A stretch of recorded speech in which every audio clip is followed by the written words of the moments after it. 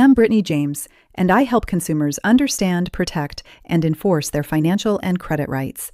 If there's any error on yours, we will fix it. For more info, click the link in our bio or comment section below to speak to one of our licensed attorneys for help. A stranger just knocked on your door, handed you a stack of papers, and walked away. Your hands are shaking, your stomach dropped, and your brain is spiraling into worst-case scenarios. Here's what I need you to hear right now. You are not helpless, you are not out of time, and this is not over. In fact, and I say this as someone who has studied hundreds of these cases, most people who lose these debt collection lawsuits, they didn't lose because the debt collector had a stronger case. They lost because they did nothing. Today, I'm going to walk you step by step through exactly what to do from the moment you get served, all the way to a legal strategy that has gotten cases dismissed entirely, even when the person actually owed the money. Stay till the end, because the last strategy I share, it's the one debt collectors pray you never find out about. Let's go. Part 1. The clock starts now, and it's ticking. The second those papers hit your hands, a timer starts. This document is called a summons and complaint. The summons is your official notice that you're being taken to court. The complaint is a list of allegations, things the debt collector claims are true about you and what you supposedly owe. Here's the critical part most people miss. You have a deadline to respond, and missing it could mean you lose automatically. Depending on your state, that window is typically between 14 and 30 days. In many states, it's 20 days. Some states give you 30. Read your summons carefully. It will spell out your exact deadline. Pull out your phone right now if you've already been served. Set an alarm. Write it in your calendar. Tattoo it on your forearm if you have to. Because here's the brutal reality. 95% of people sued by debt collectors never file a response. Not because they don't have a defense, because they panicked, procrastinated, or assumed it would just go away. It doesn't go away. What happens instead is a default judgment. The court assumes you agree with everything the debt collector said and awards them the full amount, plus attorney fees, plus court costs, and now they can garnish your wages or levy your bank account.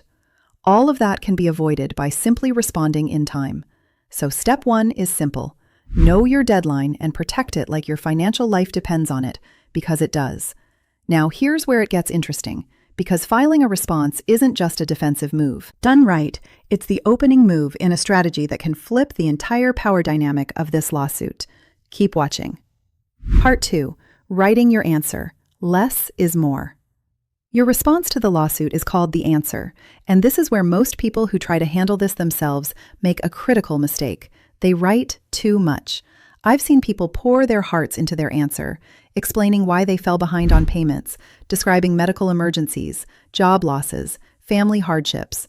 Some even include settlement proposals right there in the document. Do not do this. The answer has one job: to tell the court whether you admit, deny, or lack sufficient information to respond to each numbered allegation in the complaint. That's it. 3 possible responses to each paragraph. Admit, yes, this is true. Deny, no, this is not accurate. Lack sufficient information. I can't verify this, so I'm denying it. When the debt collector says you owe $6,200, do you have independent documentation of exactly how they calculated that number? If not, it's entirely legitimate to say you lack sufficient information and deny it. That's not dishonesty, that's demanding accountability. After you go through the numbered paragraphs, you'll include what are called affirmative defenses, legal arguments for why, even if the basic facts are true, you shouldn't be held liable. The 2 biggest ones in debt collection cases. 1. Statute of limitations. Every state has a time limit on how long a creditor has to sue you for a debt. For credit card debt, this ranges from 3 to 6 years in most states, though it varies. If they waited too long, the lawsuit may be legally barred, even if you did owe the money. Check your state's specific statute of limitations for written contracts. 2. Lack of standing/chain of ownership. Many of these lawsuits are filed by debt buyers, companies like Portfolio Recovery Associates or Midland Credit Management that purchased your debt for pennies on the dollar. They must legally prove they actually own the debt and have the right to sue you. That's often harder to prove than you'd think. Once your answer is complete, sign it, make 2 copies, and take the originals to the courthouse. Pay the filing fee. Call the clerk's office ahead of time to find out the amount. Get your copies date-stamped. Mail 1 copy to the opposing attorney's office. Keep the other for your records. And yes, mail a copy to the other attorney's office even if it feels counterintuitive. In most jurisdictions, the court won't notify them that you filed. If they don't receive a copy, they may claim default even if you filed on time. If this is already giving you a clearer picture of what to do me a quick favor. Hit that like button right now. It takes 2 seconds and it helps this video reach someone else who's sitting at home terrified right now, holding those same papers. You might literally save someone's financial life. Now let's talk about the strategy that changes everything. Part 3.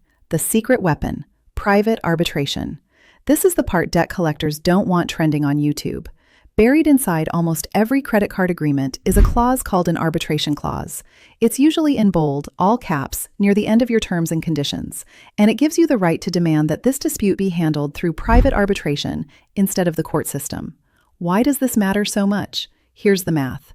Debt collectors cost to sue you in court, a few $100s in filing and process server fees. Debt collectors cost to pursue you in private arbitration, $2,000 to $3,000 in mandatory filing fees alone, before a single hearing happens. If they're suing you for $1,500, they're not going to spend $2,000 for the right to collect it. The economics simply don't work. This is why demanding arbitration has led to countless cases being dismissed or settled favorably. Not because the consumer won in arbitration, but because the debt collector decided it wasn't worth pursuing. Here's how to use it. Get a copy of your original credit card agreement's terms and conditions. If the debt collector didn't attach it to their complaint, go to the Consumer Financial Protection Bureau, CFPB, website.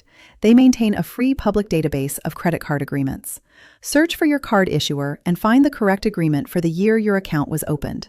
Look for the arbitration clause. If it's there, the debt buyer who purchased your account is bound by those same terms. File a motion to compel private arbitration with the court. This asks the judge to remove the case from the court system and send it to a private arbitration company, typically the American Arbitration Association, AAA, or JAMS. Once the court grants your motion, file your case with the AAA immediately. Don't wait. If you don't move forward, the debt collector will run back to the court and argue the case should return there. Pro tip: you can file the motion to compel arbitration at the same time or before you file your answer, or right after. Most arbitration clauses allow you to invoke this right any time before a final judgment is entered. Here's the bottom line.